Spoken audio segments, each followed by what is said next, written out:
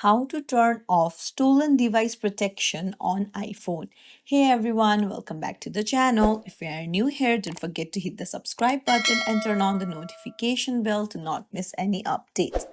So today I'll show you a quick guide on how to turn off stolen device protection on an iPhone. First things first, open up your settings app and then scroll down and tap on Face ID and passcode. Now you'll need to enter your passcode first and then scroll down, and here you'll find stolen device protection. So if it is toggled on, you just have to tap on it and toggle it off. You will need your Face ID to toggle it off. However, if you're not in a familiar location, then you'll need to wait 1 hour, which is called security delay. So after you tap on it and the security delay ends after 1 hour, then you can toggle it off.